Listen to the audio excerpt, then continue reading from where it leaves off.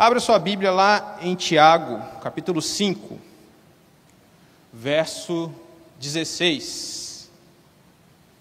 Tiago 5, 16. Nós vamos conversar sobre uma disciplina espiritual chamada confissão de pecados. Tiago 5,16. Portanto, confessem os seus pecados uns aos outros e orem uns pelos outros, para que vocês sejam curados. Muito pode, por sua eficácia, a súplica de um justo. Antes da gente entrar nessa reflexão, preciso da participação de vocês aqui. A gente vive uma época onde a gente está conectado nas mídias sociais, nas redes sociais. E eu quero perguntar para você aqui, você não precisa responder para mim, mas você pode pensar na sua cabeça ou falar com a pessoa que está do seu lado aí. Quantos amigos você tem? Amigos. Vai, pensa aí comigo. Quantos amigos você tem? Pensou? Quantos amigos virtuais você tem? É maior o número de amigos mais chegados que irmãos, ou amigos virtuais, ou seguidores? Você tem mais seguidores ou você tem mais amigos? Vou fazer outra pergunta para você. Quem é a pessoa que você liga quando alguma coisa dá errado? Você tem essa pessoa? Deu errado, você pega o telefone e liga. Você tem algum irmão maduro na fé, espiritualmente, que pode chegar para você e falar, você errou.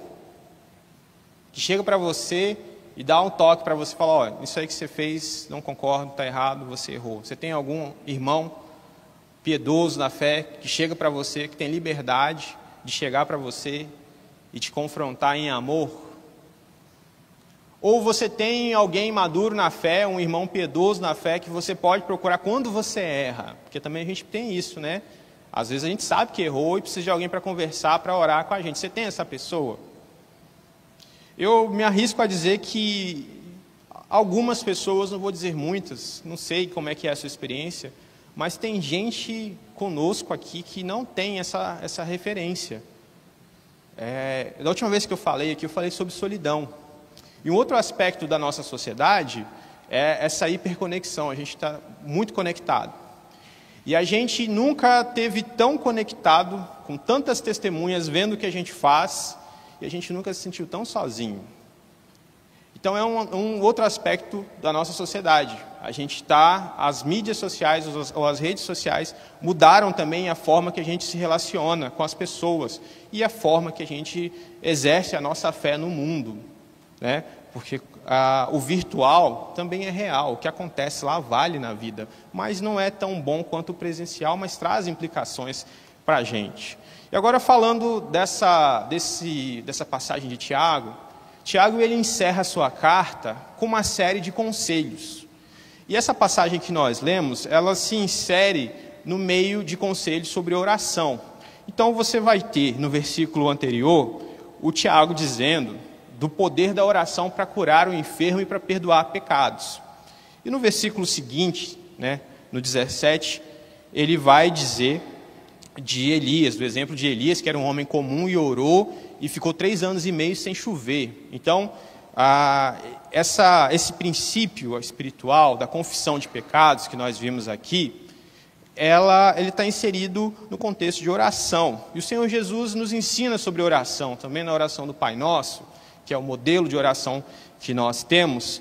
Ele vai dizer para nós, perdoai as nossas dívidas como perdoamos aqueles que nos ofendem. Então, uma boa oração também tem que ter confissão de pecados. Só que a gente volta para esse conselho de Tiago, esse princípio de Tiago, de confessar os pecados uns aos outros, nessa sociedade que a gente vive, onde a aparência conta muito. Não é só o que você é, mas o que você aparenta ser. Isso conta muito. E se torna difícil, se torna uma barreira para nós ter alguém para a gente confessar pecados. porque a gente tem que parecer sempre está tudo bem com a gente. E às vezes há uma cultura velada, não nessa igreja, mas em muitas igrejas, que a gente tem que aparentar estar sempre bem. O irmão chega para você e aí, tudo bem? Você fala, tudo bem, tudo ótimo. E às vezes não está ótimo. Não que você tem que sair por aí abrindo com todo mundo. Tem gente que você não tem que abrir mesmo. Porque o que Tiago traz para a gente é você confessar o pecado, você ter uma amizade espiritual, um irmão piedoso, um irmão maduro na fé que vai saber o que fazer com o problema que você leva para ele. Porque tem isso também, você não pode sair por aí jogando para os seus problemas ou suas lutas por todo lugar, com todo mundo. Porque você vai se ferir mais do que resolver um problema. Só que aqui, nessa passagem que Tiago traz, o Senhor Jesus traz para nós que nós temos que confessar os pecados, né? Perdoa as nossas dívidas. Só que aqui o Tiago inclui um elemento novo, que é o outro, que é o irmão. Que ele diz assim, confesse os pecados uns aos outros, para serem curados. Então a gente vai começar a refletir sobre isso, essa necessidade de confessar os pecados a um outro, a um irmão piedoso, a um irmão maduro na fé. E a primeira pergunta que a gente precisa responder é: a gente precisa mesmo ser curado de pecado? Pecado machuca a gente de alguma coisa? O que o pecado faz com a gente, que a gente tem essa necessidade, segundo o texto bíblico, de sermos curados? A gente precisa ir para as Escrituras e ver o que as Escrituras dizem sobre o pecado. Se você aí é bom de decorar versículos, se você já decorou, se passou pelas mensageiras do rei, pelos embaixadores do rei, se você é mensageiro e embaixador do rei, vocês conhecem esse versículo, que diz lá em Romanos 6:23, o salário do pecado é a morte. Então, como é que a nossa sociedade encara o pecado hoje? A sociedade naturaliza, a sociedade relativiza e até tem orgulho do pecado, mas as Escrituras vão dizer para a gente que o pecado, o resultado pelo pecado é a morte.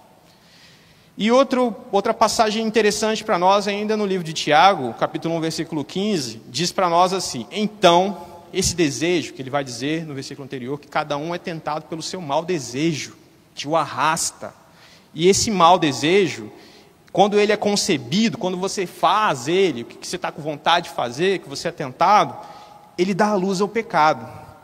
E o pecado, uma vez consumado, gera morte. Ainda que a nossa sociedade relativize, que a nossa sociedade naturalize, desconstrua o pecado, as Escrituras vai trazer uma verdade muito séria para nós. O pecado gera morte, o pecado produz morte em nós, o pecado nos distancia de Deus, o pecado nos distancia de pessoas. Isso que o pecado faz com a gente. Então, quando você realiza esse pecado, quando ele é consumado na sua vida, ele gera morte. Ele gera morte em você, em seus relacionamentos. A gente pode aplicar isso em algumas áreas da nossa vida. Por exemplo, quando num casamento os cônjuges se agridem, se desrespeitam o tempo todo, o que vai acontecer? Esse pecado da agressão, da falta de respeito, vai matar esse relacionamento, vai prejudicar esse relacionamento. Mata o amor. Então o pecado mata o amor dentro de um casamento. O pecado também mata a confiança de um filho, ou em um filho que mente para os seus pais. O pecado, ele produz morte na vida de famílias que são destruídas por vícios. O pecado, ele produz morte através de traumas familiares, de pais que abandonam seus filhos, de filhos que desrespeitam e não honram seus pais. E o pecado vai gerando morte em nossos relacionamentos quando ele é vivido por nós. E outra coisa que as Escrituras diz para nós, né?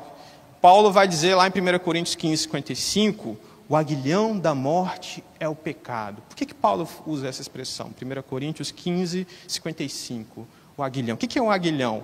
Aguilhão era um instrumento usado para se lidar com bois e com mulas, que era uma haste com uma ponta, que se furava mesmo os animais para eles andarem, para conduzir, para guiar.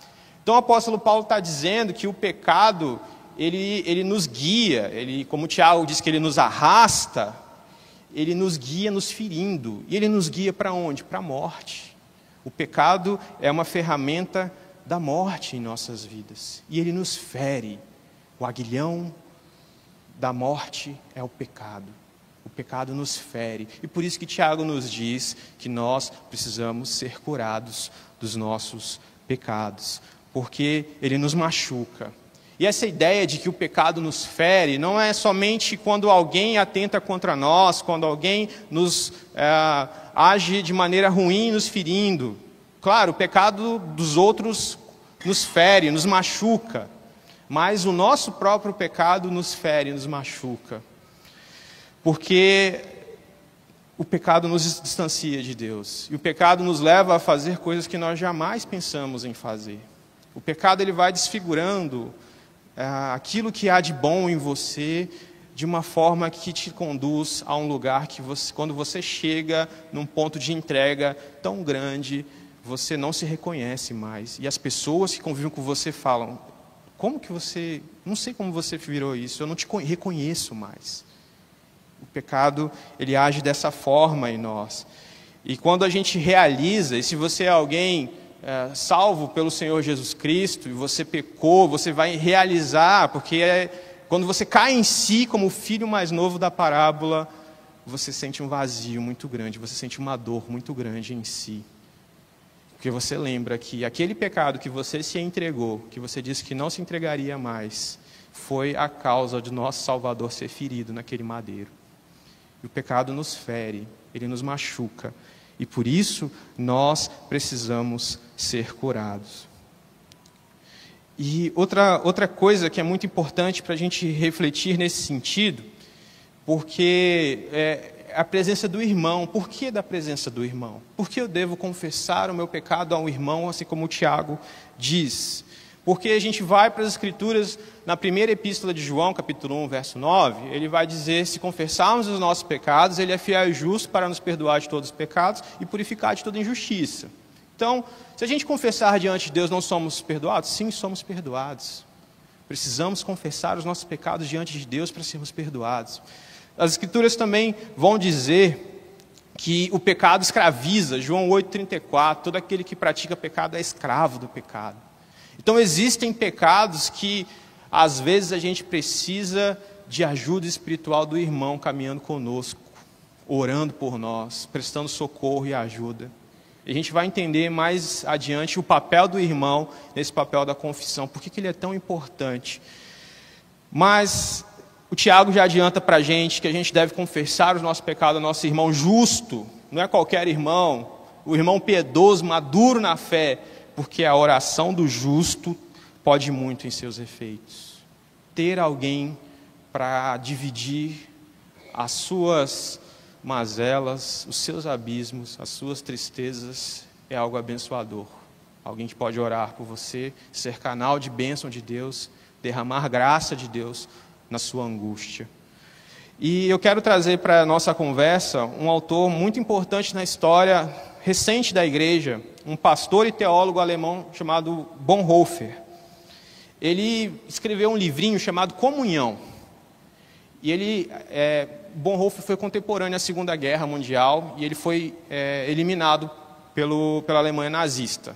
Então ele se opõe àquilo que era feito naquela época. Então ele faz uma reflexão teológica num contexto muito difícil. E ele escreve um livrinho chamado Comunhão. E ele traz alguns princípios para a gente, porque você confessar o seu pecado a um irmão é exatamente isso. Você está em comunhão com um irmão, os maduros que vão te edificar. Que não vão chegar para você quando você traz lá algo que você sabe que é errado, mas você, sabe, se você ficar sozinho você vai relativizar, o irmão vai falar, não, isso aí que você fez é errado, você não pode fazer isso. Vem cá, vamos orar, vamos ver o que as Escrituras falam, vamos corrigir isso aqui. E o Bonhoeffer, ele traz alguns princípios para a gente. E o primeiro que eu quero trazer para vocês é que o pecado gosta de ficar encoberto. Por que a gente não gosta de confessar? Porque o pecado gosta de ficar encoberto. Porque como que o pecado vem à tona? Quando a gente verbaliza, quando a gente fala com alguém. Confessar é isso, você trazer luz àquilo que está obscurecido na sua alma, no seu coração. Algo que só você sabe às vezes. Então você precisa trazer um outro irmão e para pôr em prática o evangelho da graça do Senhor Jesus nessa relação. O pecado ele não gosta de vir à luz. E é interessante que quanto mais isolada a pessoa fica, quanto mais solitária a pessoa fica, na prática do pecado, mais presa ela fica.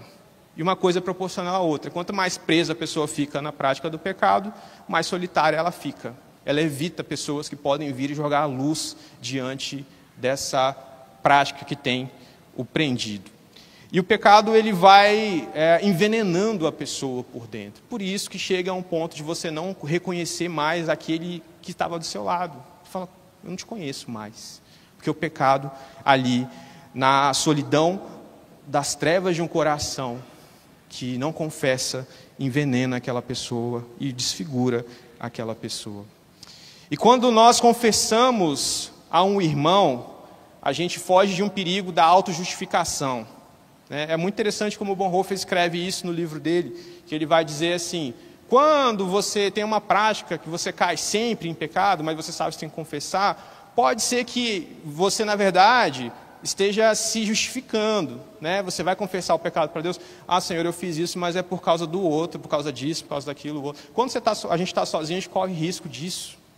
De, ao invés de você confessar diante de Deus já é humilhante. Mas quando você confessa diante do irmão, é mais humilhante ainda. Porque o Bonhoeffer, em outro livro, ele vai trabalhar o conceito da graça barata. O que é a graça barata? É a pessoa que pecou uma vez e fala, Deus me perdoa. Aí peca de novo, mas Deus me perdoa. Isso é a graça barata. Então a gente corre o risco de baratear aquilo que foi tão caro para Deus, que custou o seu filho sangrando no madeiro. E quando a gente confessa um irmão, a gente é humilhado diante dos olhos do irmão.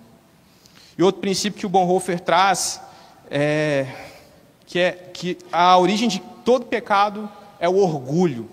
E ao confessar diante do irmão, você é quebrantado, porque não dá para você chegar diante de alguém que você respeita e admira e sabe que serve a Deus, e você confessa um erro e você continua altivo. Por isso que quando alguém resolve fazer algo errado, ele se afasta. Porque quando você admite diante de alguém que teme ao Senhor, a vergonha é terrível.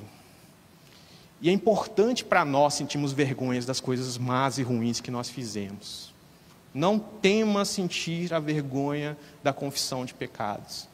Porque o Senhor Jesus mesmo enfrentou vergonha pública por causa dos nossos pecados, sendo crucificado naquela cruz. E quando nós, aos olhos do irmão piedoso, irmão maduro na fé, confessamos que erramos, que caímos, nós somos humilhados. E nós estamos na posição que Jesus disse que nós deveríamos estar, quando Ele diz, quem quiser me seguir, negue-se a si mesmo, tome a sua cruz e siga-me.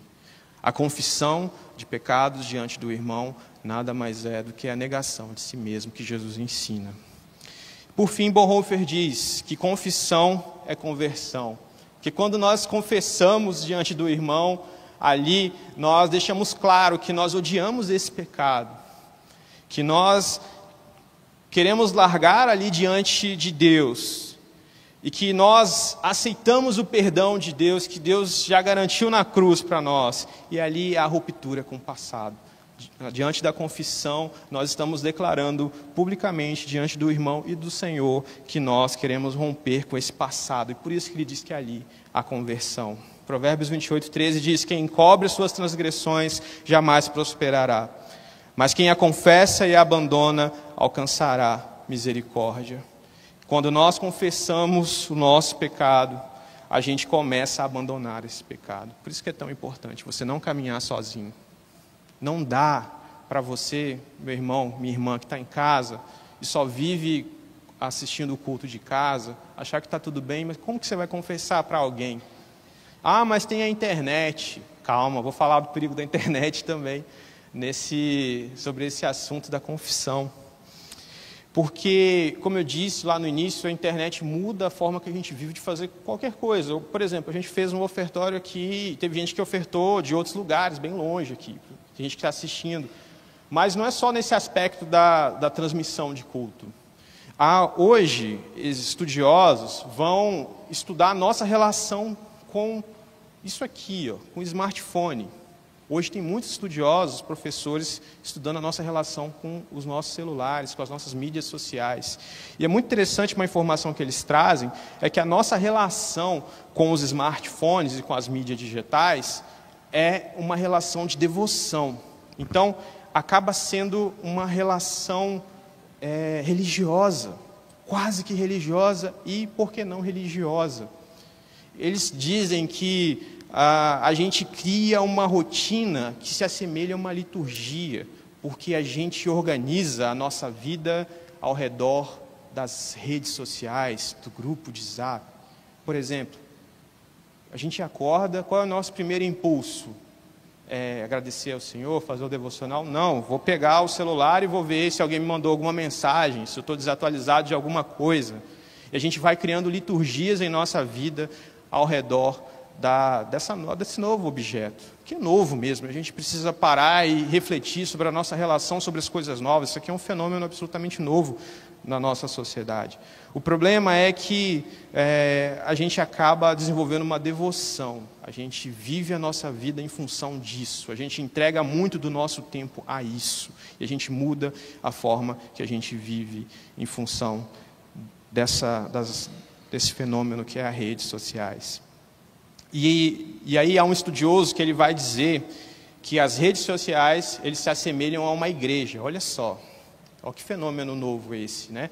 A gente vive nas redes sociais como uma igreja e o curtir, o like é o novo amém. Porque quando você concorda e gosta, você vai lá, dá like, amém. E a gente compartilha, olha, estou compartilhando aqui algo que todo mundo deve ver. Então, é quase que uma experiência religiosa, a nossa experiência com as redes sociais. Talvez o que eu estou falando você ache um exagero ou discorde de mim, mas continue refletindo sobre isso. Quem sabe Deus não te leve para um local de reflexão sobre como você tem agido com isso. E uma coisa muito presente também nas mídias sociais e nas redes sociais é o consumo, essa cultura de consumo. A gente está consumindo muito conteúdo ali. E a gente também produz conteúdo. Que tipo de conteúdo que a gente produz? As suas fotos, você está ali fazendo alguma coisa, você vai mandar para alguém num grupo. Então, a gente produz e consome conteúdo. E nesse contexto também, há também cultos que são realizados. Não falando de transmissão de cultos, coisas que são valorizadas, que são demonstradas.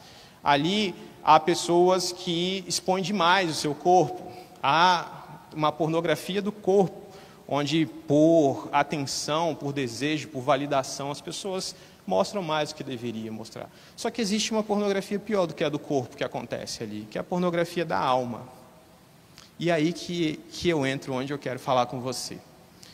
Porque nessa nova cultura de devoção, as pessoas mudaram o lugar onde elas confessam, onde elas se expressam, onde elas se relacionam. E ali, nas redes sociais, elas acabam abrindo seu coração e expondo coisas que são íntimas da sua alma, dos seus sentimentos, de suas vivências, num ambiente que é público. E quando a gente abre no público algo que é da esfera privada, a gente pode se machucar. Porque quando você confessa o seu pecado para o seu irmão, que é maduro, quando você confessa para o seu pecado algo que você precisa de ajuda, esse irmão piedoso, ele vai te direcionar, ele vai orar com você, ele vai abrir as escrituras com você, ele está interessado em que você seja curado, que você seja libertado disso. Mas quando você leva para uma rede social, abrindo o seu coração ali, você está abrindo com todo mundo, com gente que não necessariamente está interessado no seu bem-estar. Com gente que vai pegar aquela intimidade que você abriu ali e vai usar como entretenimento, vai mostrar, olha aqui, você está vendo o que fulano está fazendo? Ou com gente que vai tornar aquilo um assunto de fofoca. Por isso que é muito importante você não abrir o seu coração em qualquer lugar, com qualquer um. Por isso que o Tiago fala, confesse seus pecados com o irmão que é justo, que a oração dele pode te abençoar, que a caminhada dele com você pode te abençoar. Então, meu desejo, minha oração por você é que você encontre na sua caminhada de fé irmãos piedosos e bons que podem chegar para você não só quando está tudo muito bom, porque quando está tudo muito bom é muito fácil as pessoas se aproximarem de nós, Meu desejo, minha oração por você é que você tenha amigos que estão tão perto de Jesus.